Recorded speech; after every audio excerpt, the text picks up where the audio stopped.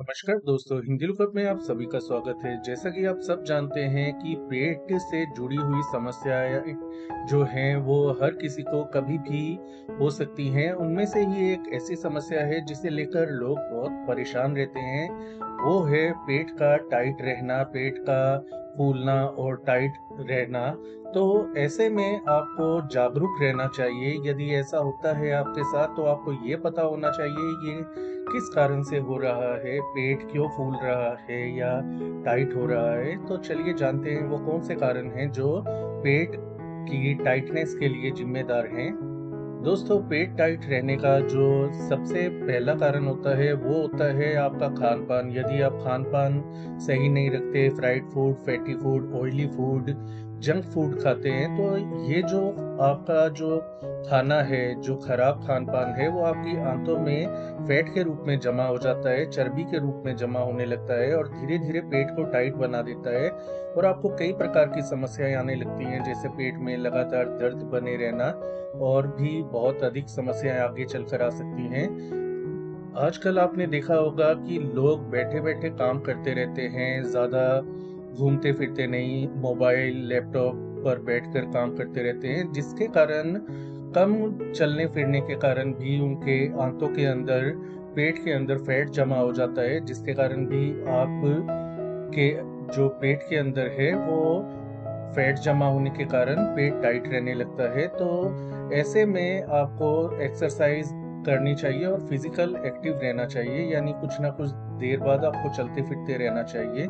अगला कारण ये होता है कि पेट में यदि बहुत ज़्यादा गैस बनी रहती है, आपके बाहर नहीं निकल पा रही, कब्ज की समस्या है, तो ऐसे में भी पेट टाइट रहता है और पेट में मरोड़ आना, पेट में दर्द रहना जैसे लक्षण आपको दिखाई देने लगते हैं। तो इस केस के अंदर आपको अपने पेट को आराम देने की ज़रूरत है। आपको 2-3 दिन दलिया खाने की हम सलाह देते हैं।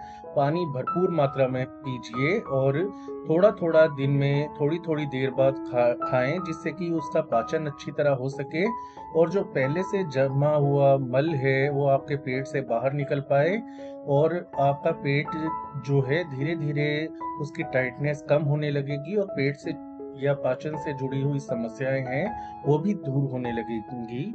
तो पानी भरपूर मात्रा में पिएँ, फल-फ्रूट ज़्यादा खाएँ, हरी पत्तेदार सब्जियों का सेवन करें और दिन में आपको दलिया थोड़ी-थोड़ी देर बाद खाना है, एक साथ ना खाएँ। थोड़ी-थोड़ी देर के बाद खाने की कोशिश करें, ऐसा करने से आपकी समस्या खत्म हो जाएगी।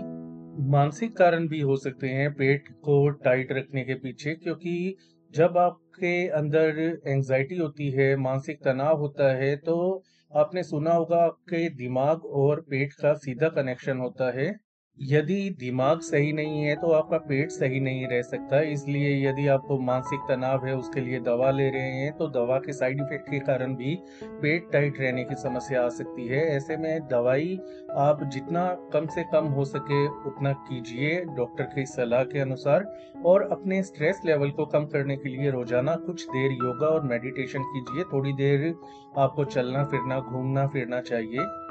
अगर फिर भी आपको आराम नहीं मिल रहा जो हमने उपाय बताए, तो ऐसे में आपको डॉक्टर से एक बार मिलना चाहिए। हो सकता है पेट से जुड़ी आपको समस्या हो, जैसे आईबीएस, आईबीडी की समस्या या अन्य कोई समस्या।